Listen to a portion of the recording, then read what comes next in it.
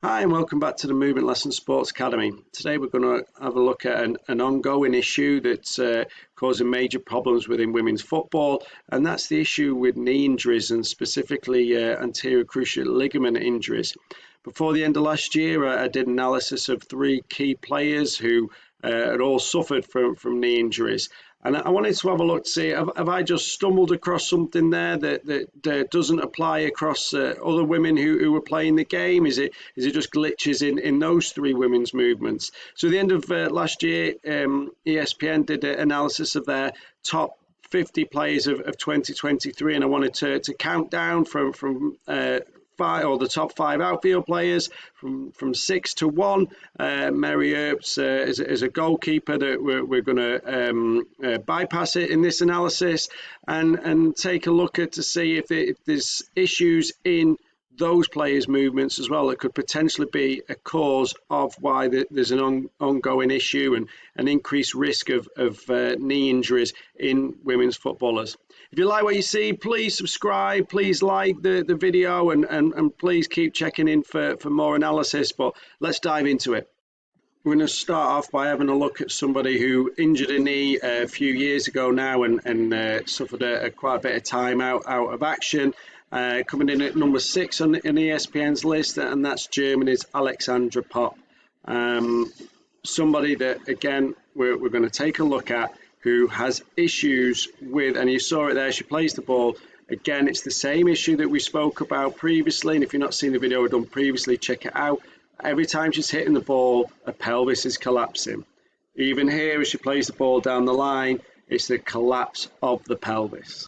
Rewind and slow down some of those clips to highlight what we're looking at. We're looking at the pelvis, and when we're not striking through the ball with the pelvis and there's no forward momentum, we've got that collapse of the pelvis, and you're going to see it here with Alexandra Popp as she plays the ball. She's about to receive it, and as she looks to switch play, here we go, taking a touch. And look, as she hits the ball, there's a collapse, and there's backwards. She takes 2 or 3 steps back before moving forwards again. Here we go, as she's going to play the ball up the line. Again, the ball goes forward. There's no forward momentum in the hips, and again, she's collapsed and taking 2 or 3 steps back. That's just playing the ball down the line. That's not even looking at hitting a lofted pass. Here again, she's trying to hit the free kick. She's in across the body, but again, first few 2 or 3 steps back after she's hit the ball is backwards. There we go. The pelvis is collapsing. Consequently, she's then having to put more strain on a leg to hit the ball, which is putting more strain on the knee, which is potential cause of injury problems. We're going to move on to another player now who, like Popp, has already suffered an ACL injury, another left-footed player, and that's Spain and Barcelona, Salma. Again, for a former 400-meter runner, she's actually got a nice running style, as you can imagine. But again, watch when she hits the ball, her hips are still collapsing. There's no forward momentum with the hips as she strikes the ball. It means that she's putting more strain on her knees, on her legs, rather than the hips. It's the same reason that Alex Ferguson, even you saw there, she played the ball through, there was a collapse of her hips. Same reason Alex Ferguson wrote in his autobiography that Man United didn't want to sign Jordan Henderson was because he ran from his knees and didn't strike the ball with his hips. Again, as she's playing the ball there, there's no forward momentum. There's a stop in the movement. It means that there's going to be a greater pressure on the counter rotation legs. Now, that's a great move. It's great spin. She's got good rotation. But watch when she hits the ball, she's striking at goal. There's a collapse once again of the hips. You see there? The first 2 or 3 steps back, good weight transfer, but first 2 or 3 steps back is a hips coming backwards. And like I said, was saying, Alex Ferguson in his autobiography wrote the reason that Man United didn't sign Jordan Henderson was because he ran from his knees rather than using his hips to play the ball. And it's putting this increase in that injury risk. So the first 2 examples we looked at, both Salma and Popp, of both when they hit the ball, the hips are collapsing. It means that they're putting more strain on the legs, on the knees. Are they brilliant footballers? Are we looking at great clips of them? Yes, but are they also got an increased injury risk because the hips aren't coming forward? And we're just going to finish with this last clip, which demonstrates it again. As she strikes the ball, there we go. There's a stop. There's no forward momentum there. It's putting more strain, more pressure on the knee to counter-rotate and to counterbalance to maintain her balance without falling over. Now, great rotation, great moving around there, nice counter-rotation, but it's when she strikes the ball, there's a collapse, and even as she lays the ball off, there's a slight stop as the hips don't come forward. And number 4 on ESPN's countdown of the top women's players of 2023 takes us from Barcelona to Real Madrid, and that's Linda Caicedo. Now, she's already out injured. Now, it's not with a knee in Caicedo's case, but actually with her ankle. However, we might be putting more strain on the knee generally, but the same issue that we've seen with the hips can also manifest itself in the ankles. It responds to issues with the hips. Lovely bit of skill. She took the ball down, and again, as she hits the ball, so after that initial bit of skill, which is lovely to take her away from the defender, great bit of weight transfer, great bit of rotation in her own movement, but look, when she hits the ball, she's falling backwards. The hips are going back, and as a result, again, putting more strain on the knee and ankle. There we go. Hips collapsing, falling backwards. So to maintain her upright position, she's having to work harder in the lower parts of the leg. Mostly that we see that in the knee. However, can also be an issue with the ankle. Some more clips here of Caicedo. Again, watch this as she clips the ball over the keeper with the left foot. Again, there's a slight fall, there's a slight hitch kick that's emphasizing a little bit of a glitch in the movement of her hips.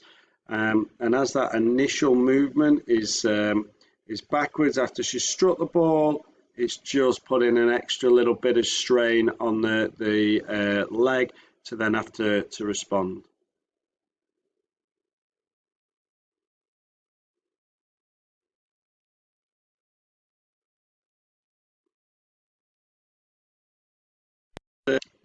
Last clip here of Linda Caicedo, and again she strokes the ball into the corner. It's a nice finish, but you saw the hips come across the body and collapse. There's not that forward momentum of her hips, and even you watch as the forward lays the ball off into her here, great feet, but again there's a collapse a couple of steps backwards. Caicedo hits it, she comes across, and she has to then counterbalance and work harder to counterbalance because of that collapse from the hips. Now we're moving into the top 2 ranked players in the world according to ESPN last year. And first up, we've got Chelsea and Australia's Sam Kerr, somebody who's just recently and again reignited the whole issue with the cruciate ligament injury issues within women's football, because she's only done it within the last couple of weeks, and that's Sam Kerr. And again, you look at some of the goals that Sam Kerr scores, they are phenomenal, but watch the issue with her hips. Collapse the hips, that first step backwards. Now look at this is a hell of a goal against England, right? But look, she's running at full speed, running at Millie Bright near full speed, the forward momentum. Watch what happens to her hips when she hits the ball. She falls backwards and the hips collapse. She's putting more strain on the leg, on the knee, to then have it to work harder again to bring her back in. And watch the pelvis as she strikes the ball. She's backwards, it's collapsing, it's falling, and she's falling away. It's a common theme that unfortunately we've seen across women's football. There isn't that forward momentum, and as a result, the legs are having to work harder. Great strike there again on the volley, but what happens to the hips? There's no forward momentum through these hips. Great strike, but what happens? The hips come back. There's no forward momentum. All the strike, all the power is being generated by the leg rather than the hip play any role of it. And again there, she's hit the ball on the turn. It's the legs doing all the work. and her hips collapsing, falling back. There's no roll in the hips there. There's no big strike there. She's having to work even harder. She's putting more strain on the legs to hit the ball. And now we're getting into the #1 ranked player in the world according to ESPN, and it's a Ballon d'Or winner as well. We're on Spain and Barcelona, Anita Bonmatí. And guess what? Several years ago, suffered cruciate ligament injury. Let's have a look at, and we're talking about the best player in the world. She does some unbelievable stuff, but either issues with the movement that is affecting. I mean, that's great footwork and forward momentum there. But look at this, best player in the world. As she's about to hit this ball, what's going to happen to her hips? It's collapsing. There's no forward momentum as she's hit that ball. And again, her legs are having to work harder. For me, it's an issue that needs to be looked at. I think physically there's a difference between male and female hips due to childbearing reasons. Again, there's a collapse of the hip as she hit the ball there. And more work needs to be done within conditioning as part of the prehab on the counterbalance. That was nice. And again, with Bonmatí, you see that some of her form when she plays a pass, her hips do come forward. With some women, that when you actually look at the hips as they play the ball, there is a big emphasis on the collapse of the hips. And the fact you even still see it in the #1 player of the world when she hits the ball suggests again that it's an issue in women's football. They're putting increased injury risk because of the physical differences perhaps between males and females. It's something that needs to be addressed. More work needs to be done for me on the pelvic strike and the hips. And again, as she hit that ball in, there was a slight fall in her hip as she played it, because otherwise we're constantly going to be missing out on watching and again, that through ball, there was a collapse. We're missing out on watching the best players in the world play time and time again because we're losing them to injury. As part of the conditioning, I feel that we need to do more work on the hips, bring more resistance bands into play, have more counterbalance, look at developing a better pelvic strike, and look at working on the hips to allow the hips to come forward when they're hitting the ball, to allow them to take some of the strain off the knees. It's not saying that, again, as she's hit the ball, first couple of steps, again, after that collapse of switch in play, it is the fact that she's putting that strain on the body. I mean, lovely footwork, lovely balance that she's got. And again, as she's tried to pass the ball into the net, there was a collapse of the hips coming backwards.